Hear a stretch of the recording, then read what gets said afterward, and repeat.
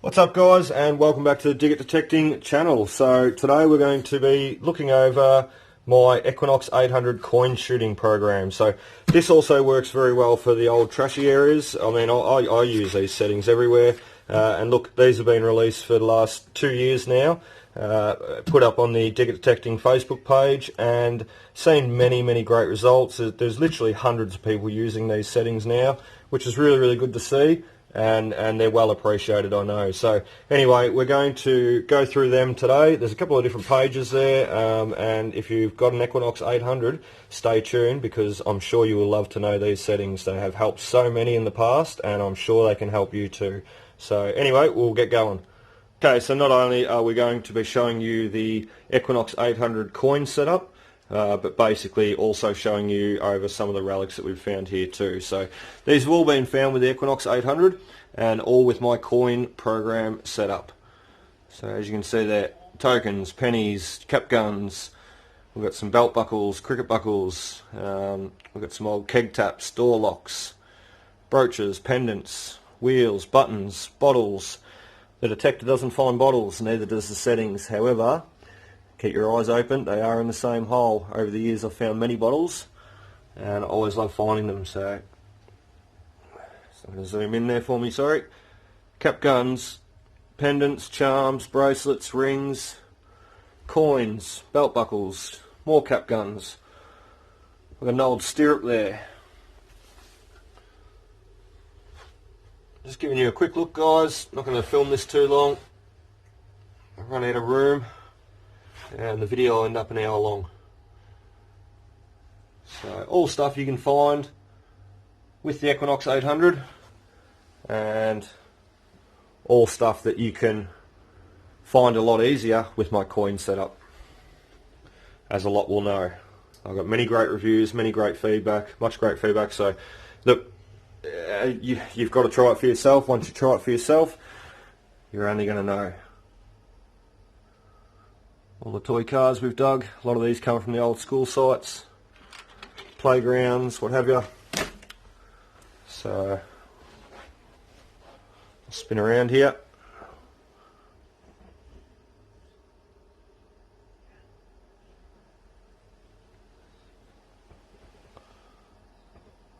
Heaps of stuff. Righto, let's get started. Okay, so we'll get started. Step one, pretty bloody simple. It is to perform a factory preset. So whatever settings you had prior, they're going to disappear, and we're going to do a factory preset, which is going to return it to stock settings the way it come out of the factory. Okay, so we've got FP on the screen. We've done a factory preset. This has returned our detector to normal. I'm just going to quickly drop down the sensitivity because it's bouncing around inside. We've got the boys playing the PlayStation over there, so quite a bit of interference going on.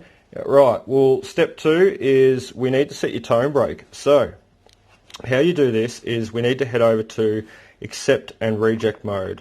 So scrolling through with your settings button, we reach accept reject mode, and we hold down on the settings button in the middle until we have the solid line appear underneath. Now the first tone 1 break we want to set is -9 to 0. So as you can see there, pretty simple stuff. It's already set at 0. So and if I backspace down, it shows you that -9, -9 is the only last number that the Equinox 800 goes to here. So that's already pretty much set. So as you can see, the setting for T1 is -9 to 0. So we'll go up to 0. And what we want to do to accept that is hit the tick button there on the side, accept reject, and accept it in, moving forward to T2. So tone break 2 is 1 to 14. So what we want to do is advance that using the plus button and bring it up to 14, accepting that in, also moving forward to T3.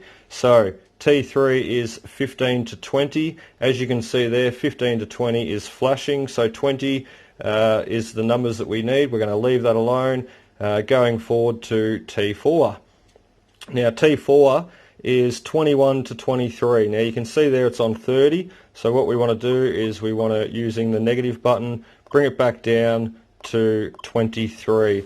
Now T5, and this is what some have been confused on in the past, after T4 basically here that we're working on now is set up, Step 2 is now complete. Your tone break is now complete. The T5 here are the only remaining numbers left. So where you think you might have to set your T5, you don't, because once you set your T4, the only remaining numbers left are from 24 to 40, and therefore it's automatically set for you. So once we hit this accept button, it will take us back to T1, and you won't even see T5 because basically it's set for you already. So here we go. Back to T1 and we're good to go. Your tone break step 2 is done. So holding the settings button, we return to the main menu, and what we want to do is we want to now set your tone pitch. So we've went too far, we want to go back to target tone. However, we can't go backwards, so we'll go forward. So using your settings button, we advance forward, back through your menu, through to target tone. Now this is step 3, and this is setting your tone pitch. So doing the same thing, holding in the settings button, you want to go and bring that solid line up underneath. Once that solid line appears underneath, we want to start setting our tone pitch bins basically. So tone pitch 1 is 1. Pretty simple, it's set for us. So we accept that in and we move forward to T2. Now T2 is tone pitch 5, and this is where you're going to start hearing the tones change. So what I'll do is I'll quickly, don't mind me, I'll go through to the volume, and this is where you're really going to start hearing those tones change. So T1 was 1, and we've already set that 1 in. We're up to T2 now, and T2 is 5. So you listen carefully, and it brings that tone down to 5. Now we accept that in, and I know that wasn't all that great. Wait, as we go on further, you'll hear it more, and you'll know what I'm talking about here. So this is where your tones for your coins and your targets are really going to change. So T2 is done, 5, and we need to go to T3, so we accept that one in and move forward to T3. Now T3 is 10, so listen carefully. Okay, so bringing it down in tone. So those lower targets, those lower numbers that come in, the tone for those will now be a lot lower, a lot less desirable. However, what we're doing is we're advancing the higher pitch, the higher tone numbers, which is generally the more desirable targets. So we're going to move forward to T4, and T4 is 20. So we want to bring these up to 20 and accept again and move forward to T5. So 25. So it's already preset with what I spoke on prior. It's already basically preset for you with the only remaining numbers left. What I will do though is I'll bring it back down and you'll be able to listen. So that's what you're changing. So okay, so right, so step 4 is you want to set your tone volume. So to do this, we want to head out of target tone here.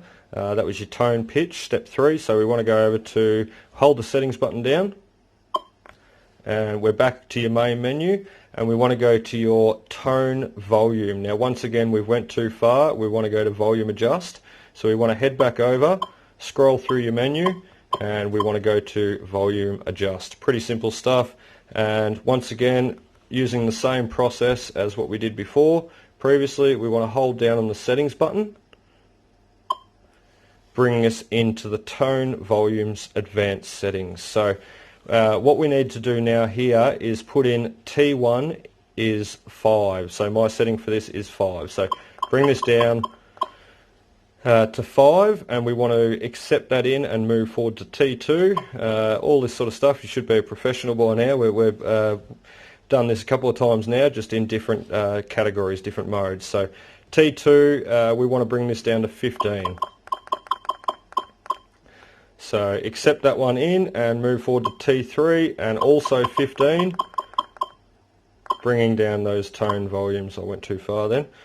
Now T4, accept that one in, move forward to T4, and T4 is 25, so spot on there, don't need to touch a thing. Move forward to T5, and T5 is 20, so we actually want to bring that one down to 20. So okay, so that's all done now, and we can return to the main menu by holding down the settings button.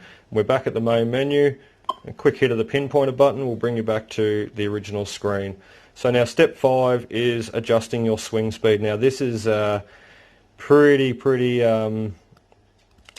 crucial, I find. Your swing speed is everything. So basically, look, it works in with other settings, obviously, but your swing setting, swing speed, recovery speed, I'll head over to it, and basically your recovery speed is ideally how quick you're swinging the detector and how quick the detector is processing everything in the ground. So you've got to remember, a lot of these old sites and even modern sites, you've got a lot of trash in the ground, and the detector is trying to keep up with basically you swinging over the ground, giving you ID numbers and tones at the same time, and trying to ID those targets as best as it can. So I find that the lower you run your recovery speed, and look, some say that they gain depth, however I have no depth issues with the Nox 800, very capable. I find I'm digging plenty deep enough for targets and I'm not missing stuff. So look, some have it low, look, it's personal preference. I like to run mine high at 8, if not around 6, because I find that I swing pretty quick, and not only that, a lot of the sites that I visit are very trashy, and I want the best performance out of the Equinox I can as to picking up on everything that it can, all those different targets in the ground at any one given time. So good thing to understand your recovery speed. Next, we're going to hold down the settings button, and we're going to move through into the iron bias. Now, we've done a factory preset before, and it's brought up a number of 6 for iron bias. I would never run with 6. I feel personally it's way too high for the sites that I hunt. As I said before, this is all personal preference. 6 may suit you, and you may not agree with me right now, so that's completely fine. However, I find that 6 is way too high for me, and a lot of the sites that I visit and I detect, they're very trashy. There's a lot of nails in the ground, a lot of occupation over the years, so a lot of stuff there to find, and the best way to work through it all is by dropping your iron bias. So with a high recovery speed, as we just spoke about a second ago, and a low iron bias, I generally run mine around 2, 1, even 0 if I don't mind digging a few extra rusty nails for the day. Depending on what sort of mood I'm in, I'll even run mine at 0. But look, I generally run mine around 1 or 2, majority of the time 2, and I may dig the odd rusty nail here and there, but what you're doing by running the iron bias low is basically not masking any signals. So the higher you run this, if you run this high, then basically what's happening is the detector is trying to discriminate out as much rust, as much junk, as much stuff as what you don't want to hear, and as what the detector can basically. And what you're doing there by running this high, yes, you're not digging those rusty nails, and you're not picking up on that extra bit of rubbish. So be it. But you're also masking a lot of targets that are sitting beside, below, or right beneath these rusty nails. You might get a silver coin or a penny or a buckle or a brooch or a pendant, what have you, and look, majority of the stuff that I find, there is rusty nails in the same hole. So if you're running your iron bias too high, you are essentially masking those good desirable targets that are sitting beside basically the junk. So look, bring it down, it's personal preference, but I find that at 2 I may dig a rusty nail here or there, a bit of junk here or there, so be it. That's just metal detecting. You can't win it all. And look, it's a lot better compared to the old detectors. They just beeped at everything they ran over, whereas these ones, they have some pretty amazing capabilities, and basically unlocking and learning them will really help you. And I've found over the years that running your iron bias low at 2 definitely helps. And also, what we spoke about before, your recovery speed at 8.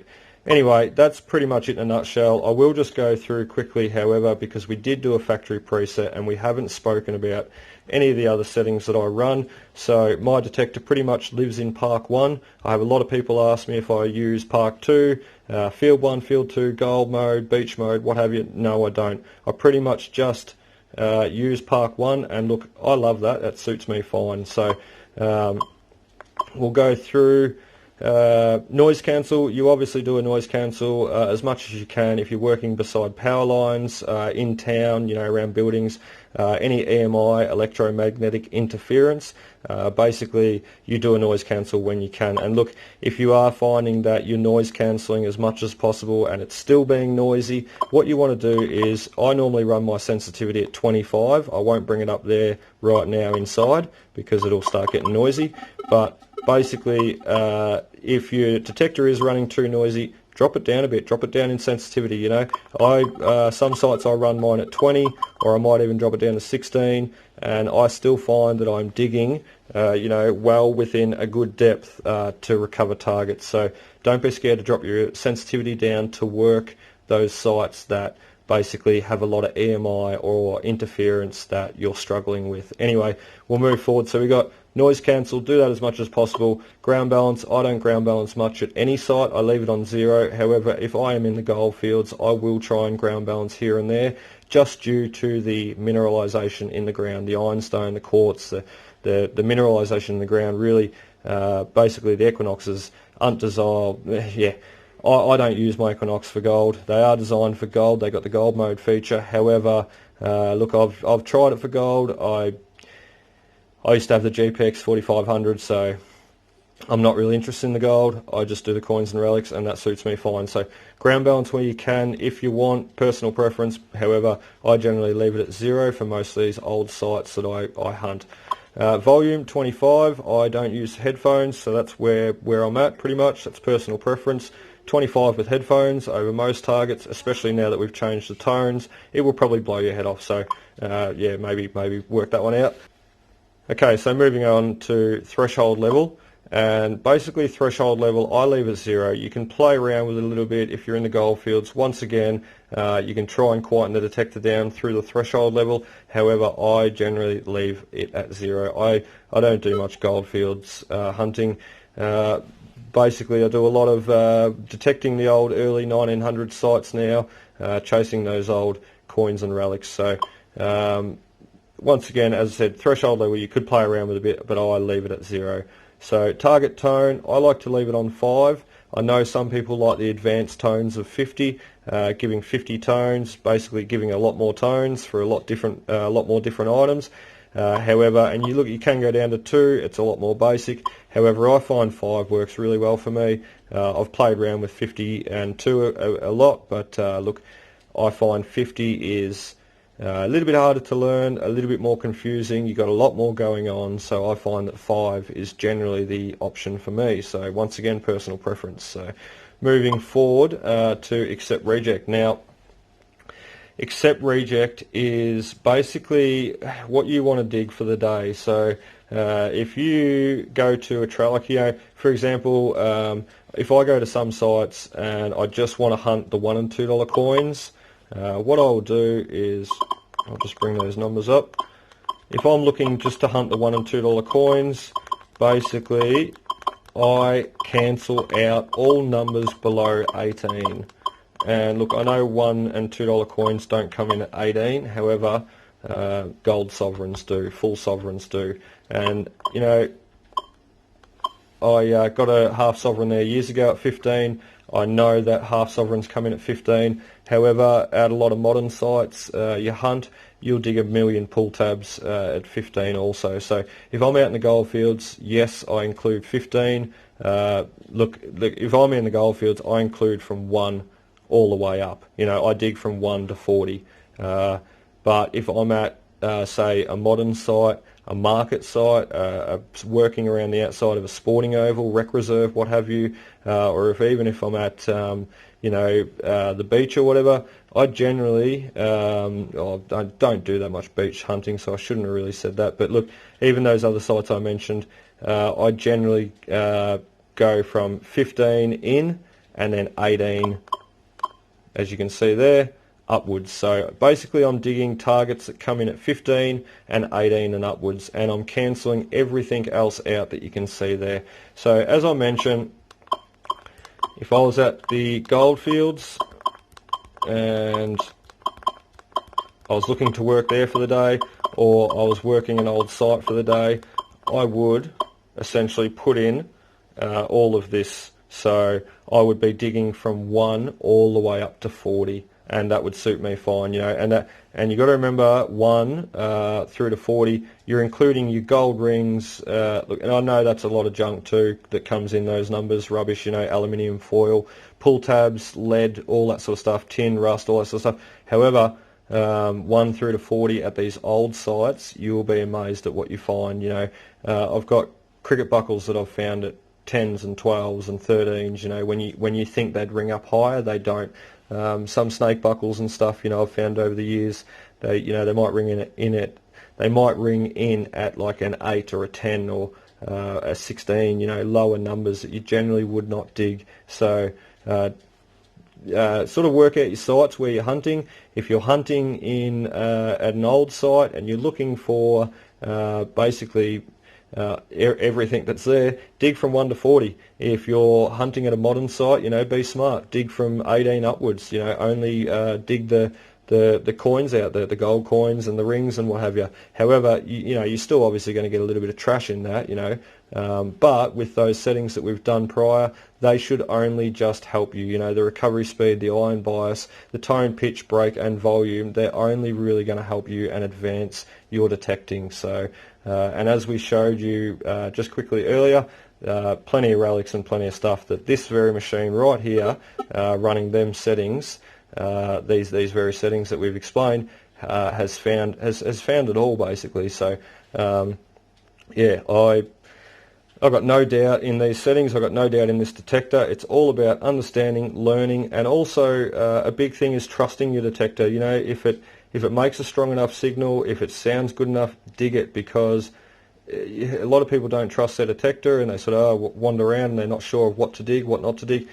If it sounds good, you know, and this is all through experience, obviously, and sometimes you've got to dig a lot of trash to gain that experience. However, you know, if it sounds good, generally, if it's a two-way signal, you know, you can go back and forth over it, two-way signal, nice, dig it, because it's generally something good. If it's even a little bit sketchy, dig it, because I've found targets that have even been sitting amongst rusty nails, and, you know, the nails sort of basically interfering with the signal of the coin or the ring or whatever it be, and basically by still digging it, you're still unearthing that. You know, you might even find the nail first and you think, oh damn, it's just a nail, but then you know, 2 seconds later you stick the pinpointer back in and bang, out comes a coin or a ring, and it just goes to prove that you got to trust your detector. So anyway guys, moving through, we've already covered over the recovery speed, and if I hold down the button here, we've already talked about the iron bias. So we'll get back out of that and we'll head back to the main menu, and there we are. So basically, good luck, happy hunting, and look, I hope it all goes well. I yeah, love these settings. They work really, really well. I've spent years and years detecting and working them out and playing around with them. So I'm happy to share, and I hope you enjoy. And look, I'd love to hear some feedback. I'd love to know your thoughts, and basically even send me a picture, show me what you found with these settings, using these settings. And look, remember that I will say, if you have detected with the Equinox before, the 800, and you're used to those tones that you're hearing, and then you go doing my settings, just keep in mind those tones are going to change. So don't think, oh bloody hell, what have I done to my detector? Learn it, understand it, and I guarantee that it will pay off. So because all those settings that we just did, they're only going to help those targets stand out a lot more at those sites that you've previously worked or you're going to work in future. So anyway, good luck guys, enjoy, be sure to subscribe, give it a like, and I really, really hope you enjoyed the video. If you'd like to see more, or if you would also like to join up, we, as mentioned prior, we have the Facebook Digit Detecting group and page, and look, I'm even on Instagram too if you want to search up there, and we'll go from there. So yeah, look forward to you following me future adventures, and yeah, happy hunting guys, cheers.